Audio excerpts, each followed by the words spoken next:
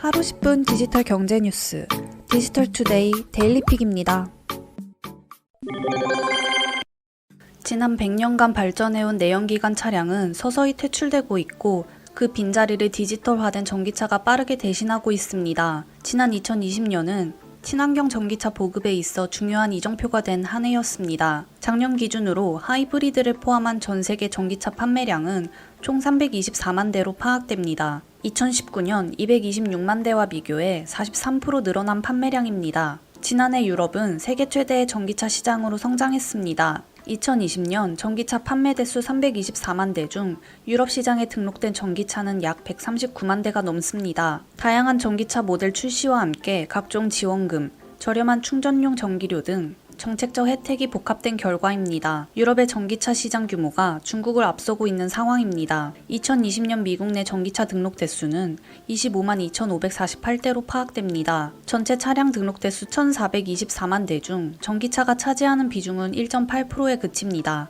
유럽과 중국과 비교하면 전기차 점유율은 현저히 낮습니다. 미국의 전기차 시장이 테슬라 중심으로 이뤄진 만큼 하이브리드보다는 순수 배터리 전기차가 주류를 이루고 있다는 점이 유럽 전기차 시장과 구분점입니다. 다만 올해 바이든 행정부 출범에 따라 미국의 자동차 시장 역시 전동화 추세가 빠르게 가속될 것으로 전망됩니다. 중국의 전기차 판매량은 지난 2019년 119만 6천 대에서 2020년 133만 7천 대로 12% 증가했습니다. 유럽과 함께 전 세계 전기차 시장을 선도하고 있습니다. 중국 전기차 시장이 주행 거리가 상대적으로 짧은 단거리 소형 전기차 중심이라는 점도 한계점으로 작용하고 있습니다. 전형적인 내수 시장이 중국 전기차 시장의 현 주소입니다. 국내의 경우 지난해 신규 등록된 전기차는 4만 6,719대로 누적 대수 13만 4,500대로 파악됩니다. 친환경차 등록 비중은 3.4% 수준입니다. 국내 전기차 시장 규모가 크진 않지만 BEV와 PHEV 그리고 국내 특유의 수소차가 고르게 분포되어 있다는 점이 특징입니다. 여기에 현대차 그룹에서 직접 전기차를 생산하고 있다는 점이 경쟁력 우위 요소로 작용합니다. 반면 일본의 전기차 판매량은 2019년 4만 3천 대에서 2020년 3만 1천 대로 오히려 감소해 전기차 중심의 디지털 전환에 취약한 모습을 보였습니다. 토요타 등 일본 내수 브랜드의 전기차 신차 출시 감소가 주요 원인으로 파악됩니다. 벤츠 자동차로 유명한 다임러가 차량용 반도체 부족에 시달리고 있습니다.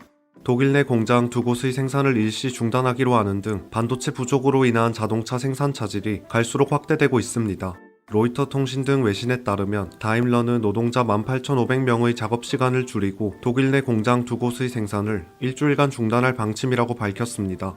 다임러 대변인은 현재 전 세계적으로 반도체 부품 공급이 부족한 상태라면서 앞으로도 상황을 보면서 대처해 나갈 것이라고 말했습니다. 미국의 포드 자동차도 이날 반도체 부족으로 인한 북미 공장 5곳의 가동 중단 기간을 연장하기로 했다고 밝혔습니다.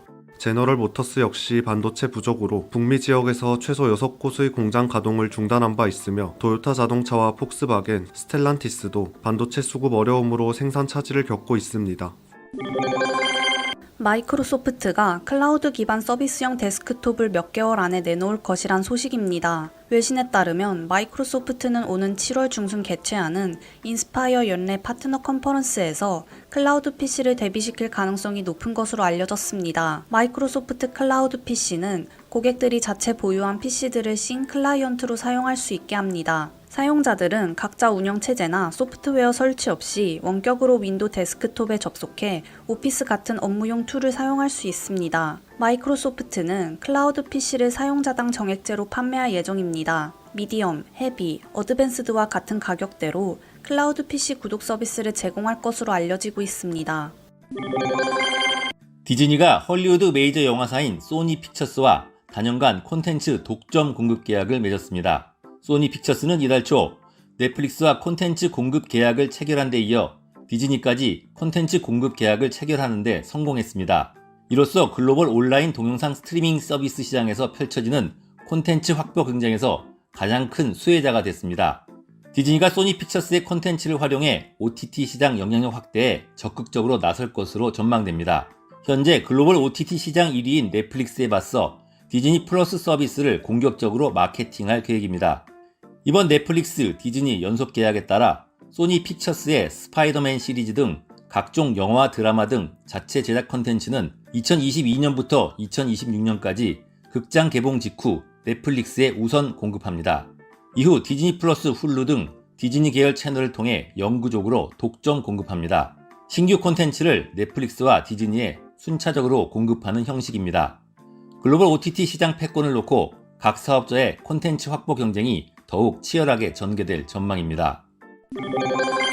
은성수 금융위원장이 비트코인, 이더리움 등 가상자산 투자 열기와 관련해 정부가 보호할 수 없으며 오는 9월 가상자산 거래소들이 다 폐쇄될 수도 있다고 지적했습니다. 22일 국회 정무위원회 전체 회의에서 은성수 위원장은 가상자산 투자와 관련해 가상자산은 인정할 수 없는 화폐다. 가격 급변동이 위험하다는 것을 정부가 일관되게 말하고 싶다고 말했습니다. 그는 또 특근법 시행으로 가상자산 거래소 등록을 받고 있는데 현재까지 등록한 업체는 없다며 가상자산 거래소가 200개 있지만 다 폐쇄가 될 수 있다. 9월에 갑자기 폐쇄될 수 있다고 주장했습니다. 올해 비트코인 등 가상자산 가격이 급등하면서 가상자산 투자에 나서는 사람들이 늘고 있습니다. 가상자산 투자에 대한 열기가 과열되고 있다는 지적이 나오는 상황에서 은성수 위원장이 가상자산을 인정하지 않을 것이며 거래소가 폐쇄될 수도 있다고 경고한 것입니다. 은 위원장의 이 같은 발언은 큰 파장을 가져올 수 있습니다. 국내 가상자산 거래소 이용자는 수백만 명에 달합니다.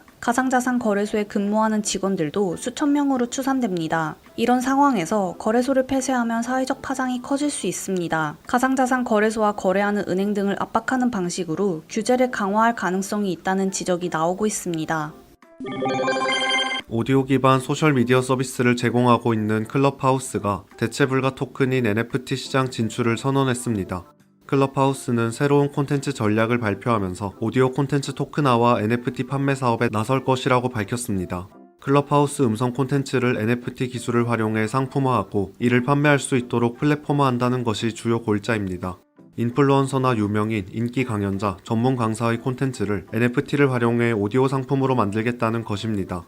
이를 위해 클럽하우스는 오디오 콘텐츠 토큰화와 NFT 상품화에 특화된 플랫폼도 선보일 계획입니다. 국제통화기금 IMF가 보고서를 통해 세계 주요 국가의 명목 GDP 변동 추이를 분석해 세계 경제대국 12순위를 발표했습니다. 한국은 2019년 12위를 기록했지만 지난해에는 2단계 높은 10위로 올라섰습니다. 한국의 2020년 명목 GDP는 1조 6,310억 달러로 9위인 캐나다와는 불과 130억 달러 차이밖에 없었습니다. IMF는 한국이 올해 3.6% 성장률을 보일 것으로 예상하고 있습니다. 한국은 최소한 오는 2026년까지 GDP 10위를 유지할 것으로 예상했습니다. 한국은 지난해 코로나19 억제에 어느 정도 성공했고 반도체 수출 호조 덕분에 지난해 성장률이 1% 하락하는 데 그쳤습니다. 여러 불확실성에도 한국의 제조업과 수출 부문은 튼튼하다는 점도 장점으로 꼽혔습니다. GDP 규모 세계 1위는 미국으로 20조 9,330억 달러로 평가됐습니다. 중국은 14조 7,230억 달러로 2위를 지켰고 일본은 5조 490억 달러, 독일 3조 8,030억 달러로 각각 3, 4위를 차지했습니다. 행복한 하루 디지털투데이였습니다.